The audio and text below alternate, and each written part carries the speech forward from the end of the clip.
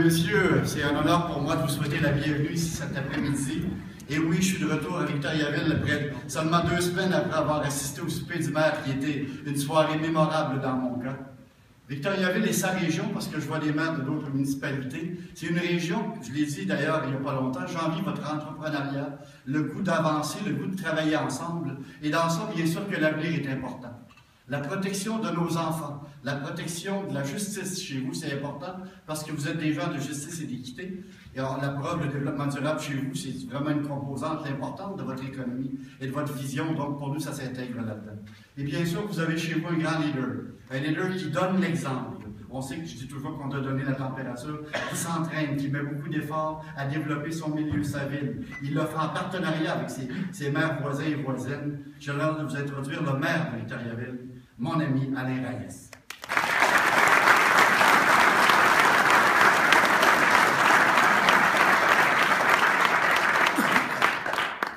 Monsieur le Premier ministre, Messieurs les ministres, Monsieur Bléné et Monsieur Lebel, mon ami Denis, Monsieur Jacques Gourde que je vois ici, Monsieur le sénateur Boisvenu, distingués invités, membres des médias, bienvenue chez nous à Victoriaville.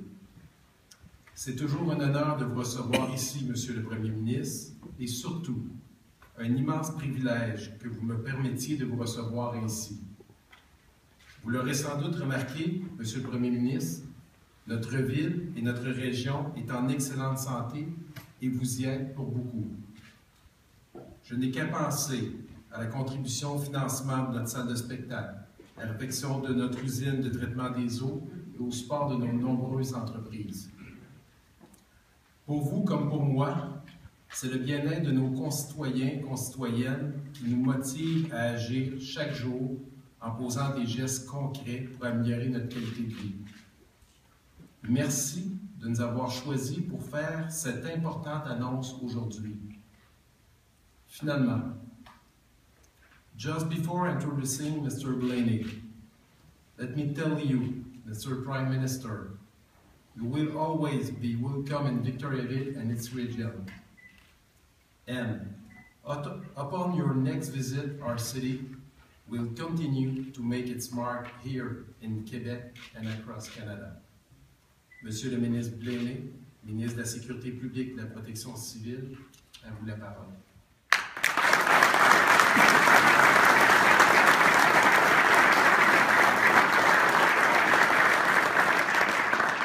Sécurité des Canadiennes et des Canadiens. I am really proud that our Prime Minister is putting victims first. He's putting victims at the heart of our judicial system exactly where it should be. And as a father who has lost his daughter not so long ago has said this afternoon when we met, Prime Minister, you are a voice for victims. Mesdames et messieurs, je suis honoré d'exercer sous le leadership du Premier ministre Harper le rôle qui m'a été confié et en fait de pouvoir appuyer la Charte des droits des victimes pour laquelle tant de vous ont tant travaillé. Mesdames et messieurs, il me fait plaisir de vous introduire un homme qui est un ami et un défenseur des victimes, une personne qui nous rend très fiers. Je vous invite à accueillir le très honorable Stephen Harper. Merci.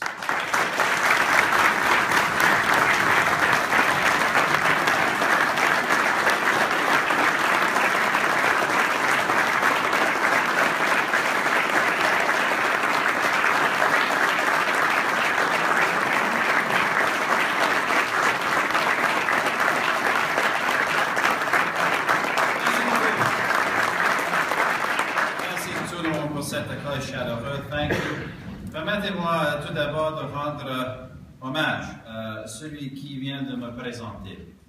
Comme ministre de la Sécurité publique et de la Protection civile du Canada, Stephen Blaney est responsable d'un portefeuille crucial à la sécurité de notre société et de notre pays. Il fait un travail remarquable dans un contexte du terrorisme djihadiste international particulièrement difficile. Félicitations.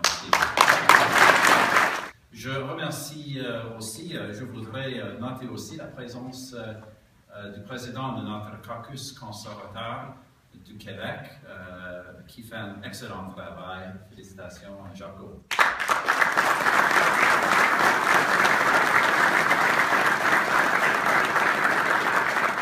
Et finalement, je remercie aussi le maire Alain Reyes de cet accueil sympathique.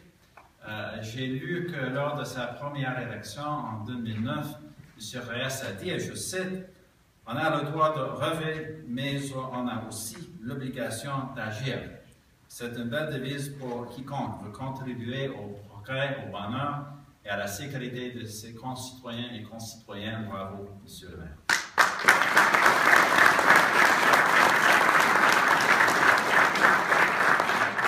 Au mois d'avril dernier, nous avons présenté la Charte des droits des victimes.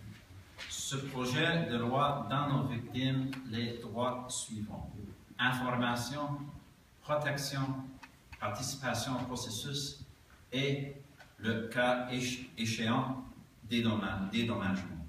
Ce projet de loi reconnaît que quiconque est touché par un crime, que ce soit de façon physique, psychologique ou économique, sera considéré comme victime d'un crime. Je ne peux le formuler plus clairement. Justice is not only for the accused, it is also for the victim. La justice n'est pas seulement pour l'accusé, c'est aussi pour la victime.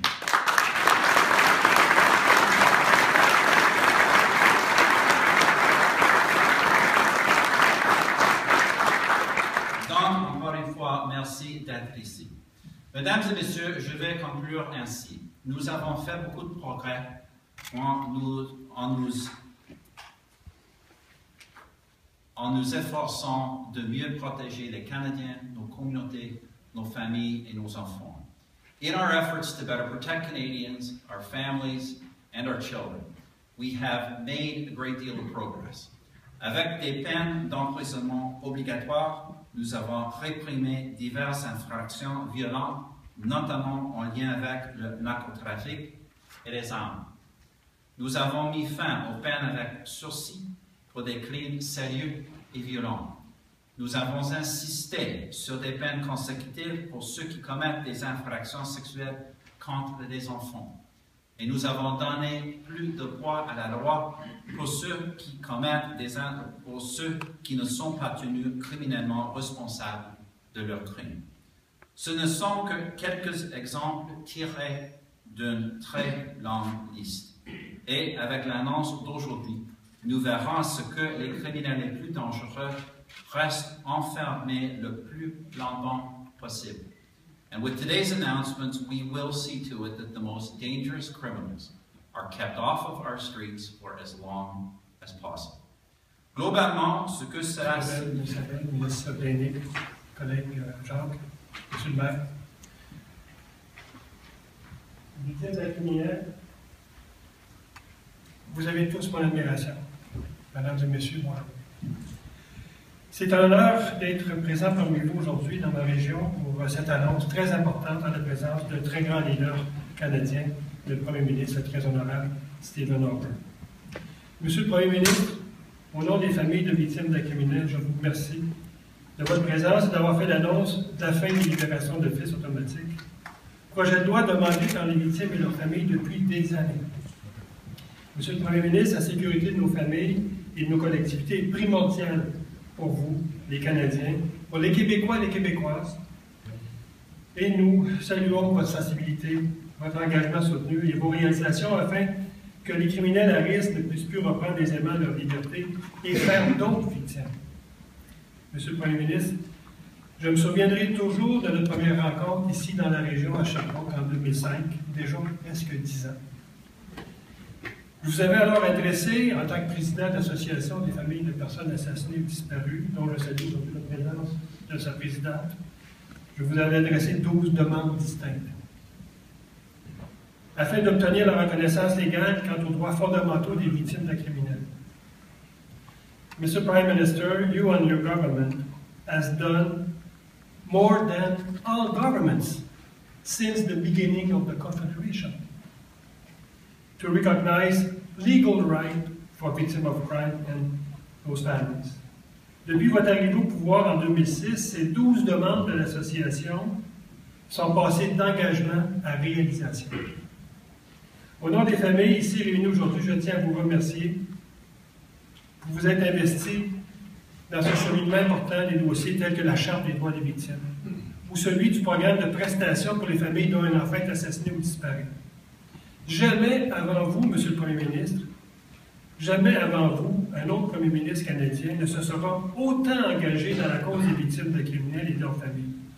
Je ne compte plus d'ailleurs le nombre de présences que vous avez fait à des tables de concertation comme celle de cet après-midi, où vous avez écouté les victimes, où vous avez écouté leurs témoignages, des gens qui, il y a 30 ans, il y a 40 ans, ont été victimes d'agressions sexuelles d'enfants et qu'à l'âge adulte décident de prendre la parole. Monsieur le Premier ministre, c'est grâce à votre présence si aujourd'hui tant de victimes décident de sortir de leur prison qu'on appelle le silence. Je tiens à vous remercier pour votre engagement. Deuxième temps, décision importante du tribunal à l'effet que les femmes pourront porter le niqab lors de cérémonies d'assermentation. Est-ce que vous déciderez d'aller en appel de cette décision? Pour la première partie de la question, je peux dire que, évidemment, le Parti conservateur cherche des gens de qualité expérimentés qui peuvent représenter leur région à la table des décisions à Ottawa. Je pense que c'est important pour une région comme ceci, une région dynamique et entrepreneuriale. Mais je dois dire que et je suis très heureux que M. le maire soit avec nous aujourd'hui. Mais évidemment, sa décision et c'est aussi la décision des militants du parti, comme vous savez très bien, ce sont des militants qui choisissent des candidats dans notre parti. Pour l'autre question, nous comptons déposer un